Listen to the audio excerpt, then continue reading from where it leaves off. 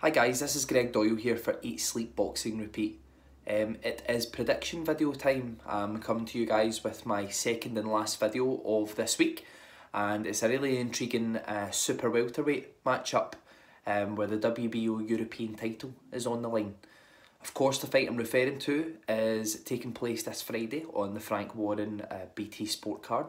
It is between Hamzah Sheeraz, who is 10-0, and he takes on Paul Kean, who is 12 wins and 1 loss.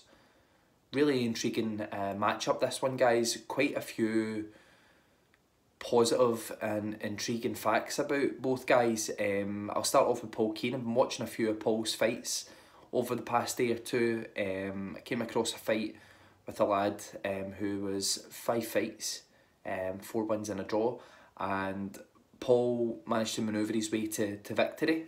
He won that fight in points. He boxed very well.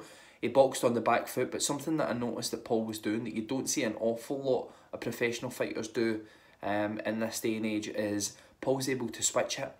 So he's able to switch between orthodox and southpaw, and he looks quite comfortable doing it as well.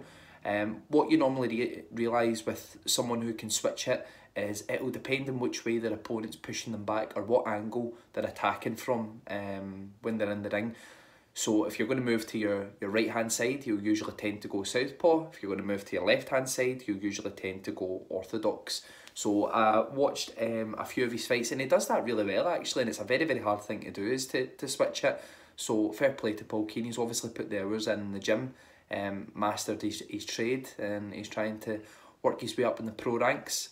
As I say, he likes to counter punch Paul Kean, I've noticed, and against a bigger and taller opponent that can be an effective game plan, because we know that Hamzah Sheeraz is a little bit taller than Paul Kean. I think he's about anything between 6'1" to 6'3".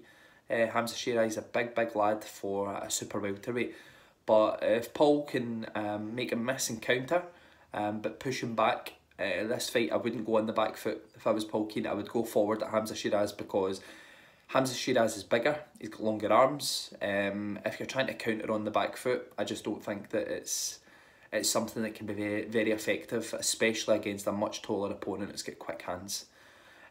But Paul stands a great chance of winning on Friday. He's built up some great experience over his professional career so far, and he looks like a determined individual that could go far if he continues to grind away in the gym. Moving on, we'll discuss Hamzah Sheeraz now. Hamzah Sheeraz, he is the WBO European champion.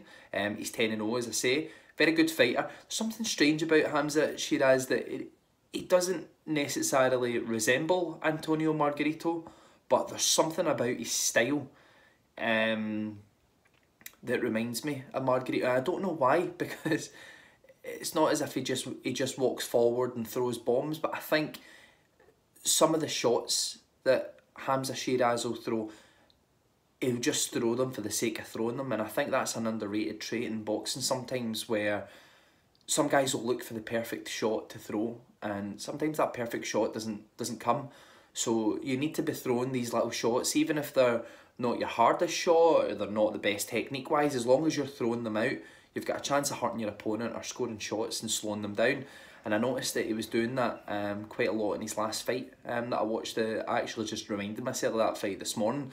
Watched it. Was a very, very good fight. Very competitive, but he boxed really, really well. I think it went 6 rounds. He stopped the point in the 6th round. Boy, it fought super tough. But I eventually got him out of there, and there was shaky moments in the fight where he was very slightly getting outboxed in 1 or 2 of the rounds, but it wasn't like an outboxed where you're worrying. The rounds were very, very close, so it was always in the fight, and he was winning the fight as well when the fight got stopped, but it was competitive. And I think especially when you're around about 21 years old like Hamzah is, I think it's really important to get those fights under your belt early. Fights that are not going to be too physically daunting, but enough to make sure that you're using your brain. If you're not on your game, then you're going to lose. I think we don't see enough of those fights sometimes in boxing in these days. But Hamzah throws some really, really nice shots to the body. As I say, some of them, they're just flick out throwing shots where there's not a lot of power, not a lot of technique in them, but they all land and they all count. So I think that's important.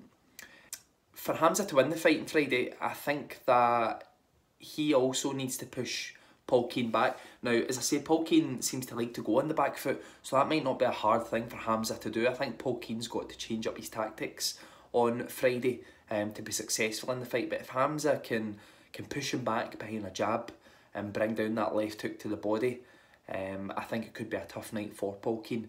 But in the same retrospect, I think that if Paul Kean pushes Hamzah back and waits for the perfect times to be perfect time to counter Hamzah, then it could be a very interesting fight, because in the fight that I watched with Hamzah there, he was getting caught by 1 or 2 counters, and if it was a bigger puncher, now we know Paul Kean's record doesn't show that he's a huge puncher, but I'm pretty sure that he punches hard enough to be respected, especially if you're going to leave your chin open there. But it's on to prediction time.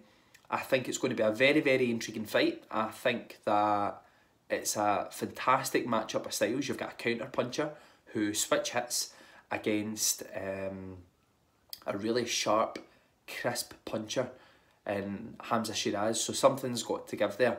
But if I was to give my prediction for Friday, my prediction is for Hamzah Sheeraz to stop Paul Kean. I just think that he might hit too hard for Paul Kean.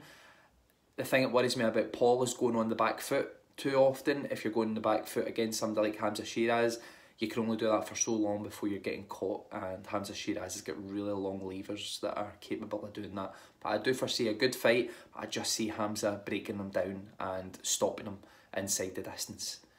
So my prediction for Friday's fight for the WBO European Super-Welterweight title fight is for Hamzah Sheeraz to stop Paul Kean. If you guys want to see more from me, my name's Greg Doyle. I am with Eat, Sleep, Box and Repeat. Check me out on YouTube, on their channel.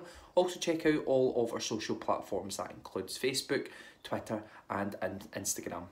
It's great to be back, guys. I'll be back to speak with you guys next week when we've got another week of boxing ahead. Thank you.